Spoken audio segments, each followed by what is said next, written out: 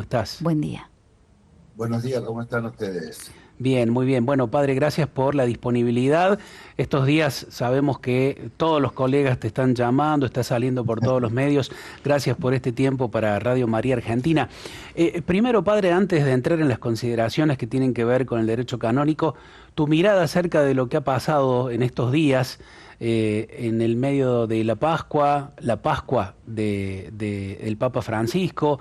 Un hombre que ha sido cercano a vos también, has estado con él incluso te dio alguna responsabilidad, te dio un nombramiento allí en el Vaticano en alguna oportunidad. Bueno, ¿cómo has vivido estos días, padre?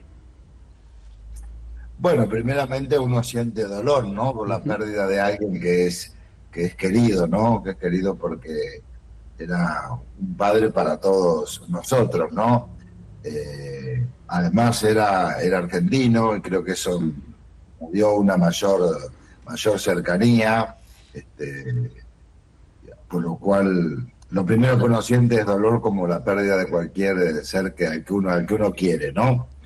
Pero bueno, creo que el reconocimiento de el mundo entero, ¿no? El mundo entero también reconforta, ¿no?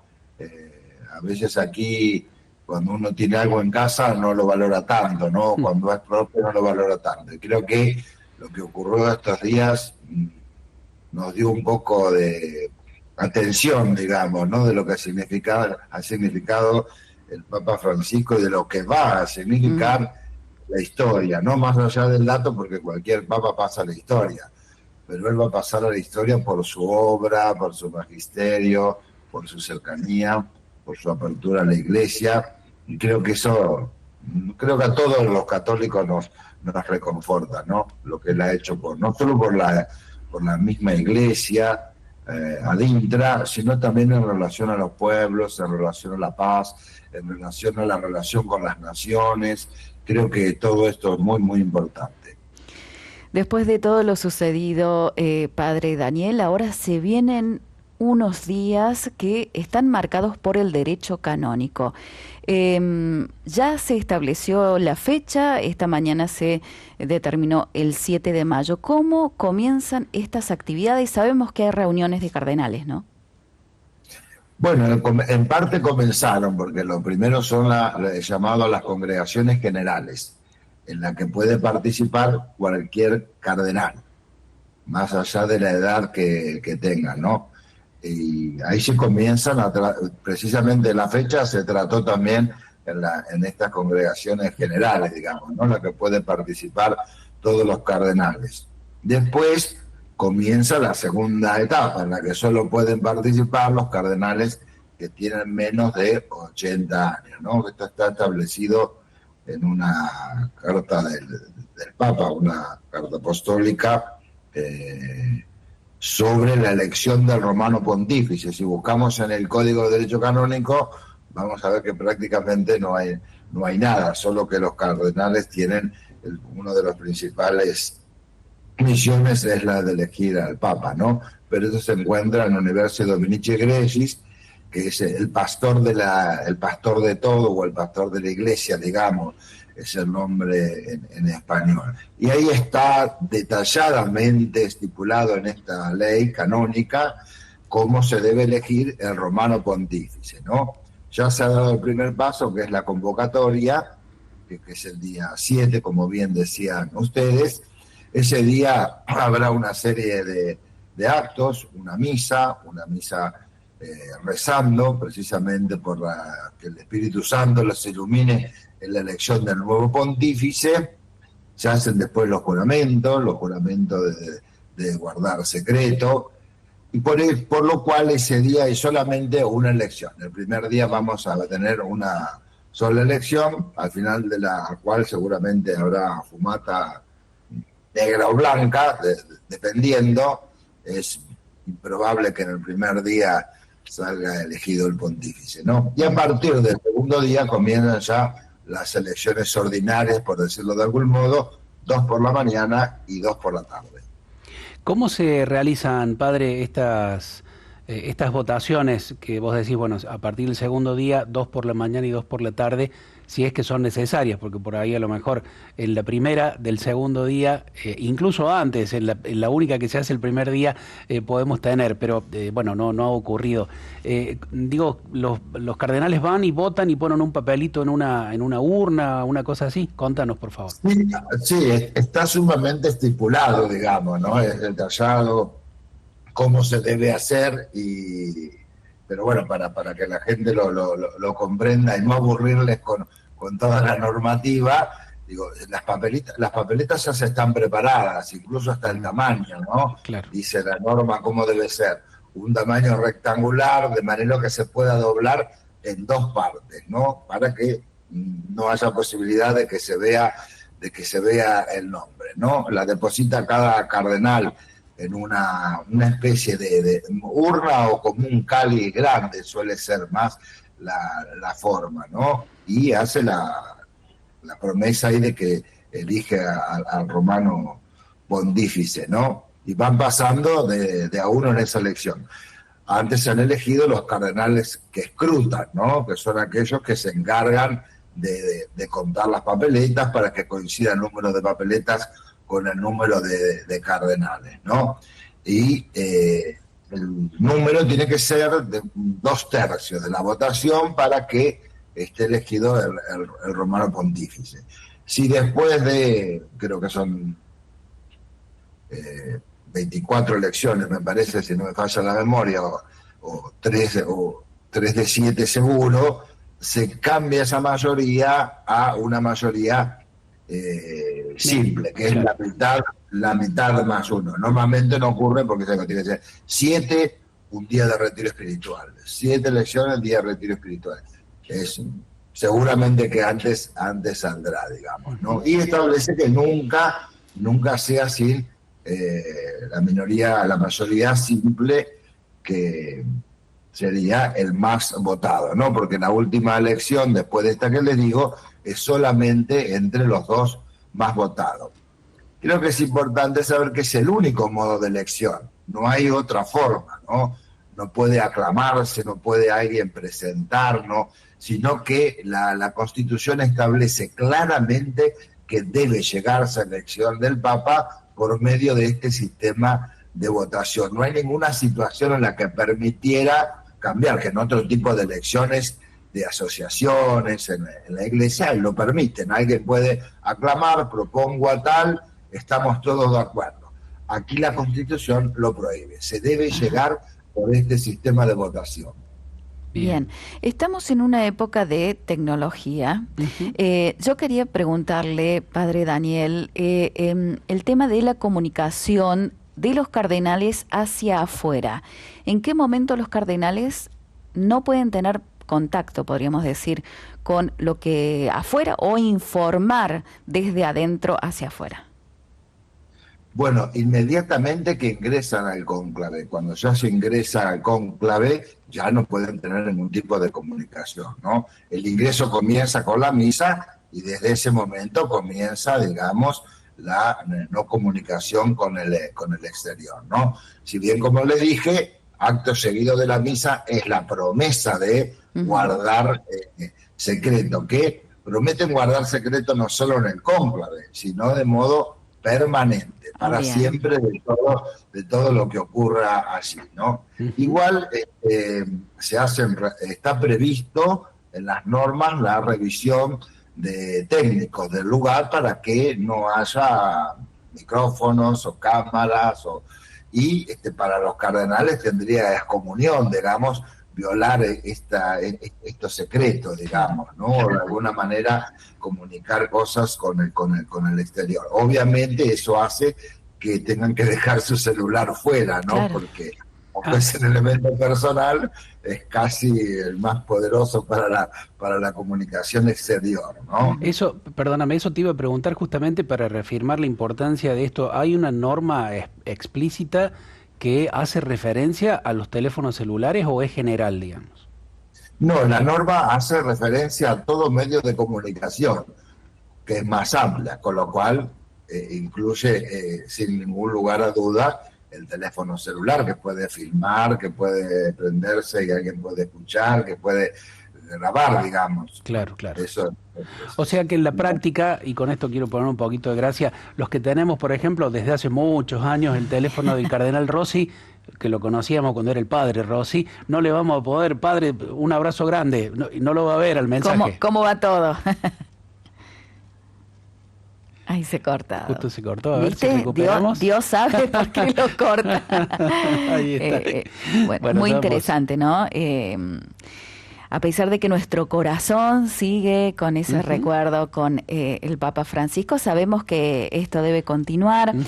Se informaba, ¿no? Después de la sepultura del Papa Francisco, la imagen de San Pedro informando la sede vacante, y que a mí me generó, ¿viste? Me generó una sensación de orfandad, de decir, no hay nadie, ¿no? Y claro. bueno, a pesar de que todo esto tenemos en el corazón, sabemos que, como decíamos, esto tiene que seguir. Padre Daniel, hoy lo recuperamos. Ahí le preguntamos sobre, en el sentido de que no van a tener ninguna comunicación.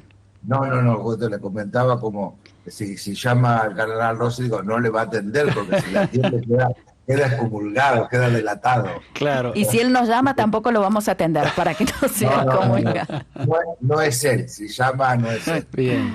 Padre, hablando... El cardenal Malik, que lo vi el otro día en el aeropuerto, que cuando viajaba, le decía... Monseñor, no saque ninguna foto, por favor. Cuando entra el cuerpo, no se me ocurre sacar una foto. Claro. Muy bien. Padre, entrando cómo se lleva adelante, cómo se va a llevar adelante, mejor dicho, este próximo cónclave a partir del miércoles 7, ¿cómo está conformado respecto de las nacionalidades o de las regiones del mundo? ¿Es este cónclave más federal, por decirlo de algún modo, más universal, digo, el que eligió al Papa Francisco? Sí, absolutamente. Una de las características de este cónclave es que, si bien siempre fue internacional, este es mucho más internacional, ¿no?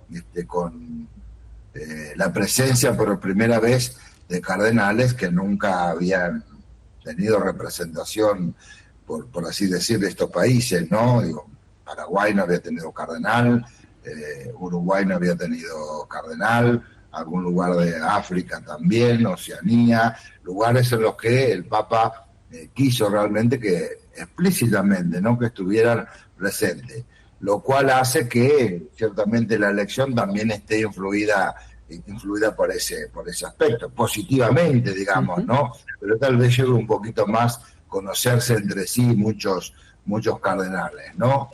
Una presencia de Europa, ¿no? Y de Italia. Claro, veíamos, por ejemplo, viste que ya hay, por ejemplo, una aplicación donde uno coloca la fecha de su cumpleaños y la aplicación le dice por qué cardenal puede rezar y le dice el nombre. A mí me salió, por ejemplo, el cardenal de Tonga recién, el cardenal de Tonga de Oceanía, donde antes eran iglesias que no imaginaban tener un cardenal. ¿Cuál es lo evangélico esto, o a ver, ¿cómo decirlo? Pastoral, positivo, que tiene que haya mayor representación del mundo, padre? Bueno, yo creo que lo que el Papa buscó en este caso es precisamente eso, ¿no? Que el nivel de importancia que damos a veces a nivel secular, por lo importante de que es la capital del país, por los habitantes, por el lugar que ocupa en el mundo, no fuese el único criterio, ¿no? El obispo auxiliar de El Salvador, que es cardenal, digo. Entonces, el Papa utilizó otros criterios diferentes, ¿no? Y a la vez también poner en visibilidad esas iglesias que son tan católicas como cualquiera, claro, aunque haya poco. Precisamente creo que es eso, ¿no? Que el poner en posición un lugar que está lejano de lo que se considera a veces el centro, y tiene poco católico, es la nota característica de la catolicidad de la iglesia, digamos, ¿no? Que se mueve por por otros parámetros. Así que eso yo creo que es una nota distintiva realmente de este cónclave. ¿Qué es lo que puede hacer, decía antes, llevar a que, como decía usted, que el de Paraguay conozca Claro. a la cristianía, digamos, Claro, porque claro. por ahí es la primera vez que se ven. Claro, digo, perdón, Caro, Sí, sí. esto tiene que ver con aquel valor que señalaba y del cual se hizo apóstol el Papa Francisco, el valor de la periferia, ¿no? De mirar también las realidades del mundo, de la geopolítica si cabe, desde un lugar no en el centro del poder, sino desde la periferia. Digo, me parece que también puede ir por ese lado. Sí, absolutamente, digo, yo creo que el Papa además era un estratega, digamos, en eso, ¿no? Yo creo que, digo, cuando hace un cardenal, ciertamente pone a una iglesia, pone a un país, los hace visibles, ¿no? Ciertamente, ¿no? Yo, eso es un aspecto que sin duda él lo tenía en cuenta, ¿no? Por eso digo que la consideración que se tenía o que creíamos que se tiene es diferente. Digo, creo que Venecia no tiene cardenal, digo, y tuvo cardenal durante siglos. Claro. En realidad siempre se hablaba de diócesis cardenalicia. Es una manera de hablar, no hay diócesis cardenalicia. El derecho no establece eso. Los cardenales los elige el Papa. Y evidentemente el Papa Francisco utilizó estos criterios diferentes, ¿no? Yo creo que por los dos puntos. Lo que usted dice, el evangélico, que es el fundamental, digo, el mostrar la periferia, el llegar a todos los lados, el reconocimiento de esos fieles a veces un poco perdidos, si se quiere, y olvidados, y el Papa como padre dándole fuerza, poniéndolos más visibles, ¿no? Y también el otro, ¿no? El del mundo contemporáneo, político, en lo que implica estas personas, un cardenal a veces ejerce funciones muy particulares en un país, digo, es una ayuda, es un mediador, digo, tiene una visión, yo creo que amplia, ¿no? Que creo modestamente, que es un poco lo que consideró el Papa, ¿no? Que en algún lugar era más necesario que en otro, ¿no? Porque no tenemos vida solamente porque el lugar es importante, digamos, ¿no? El Papa no tuvo esa consideración particular, ¿no? Este hecho de que los cardenales se conozcan menos, ¿puede hacer de que el cónclave sea un poquito más largo, teniendo en cuenta que el Papa Francisco en 48 horas prácticamente fue elegido? Esto puede llevar un poquito más de tiempo por el hecho de que son varios cardenales que son nuevos, podríamos decirlo así.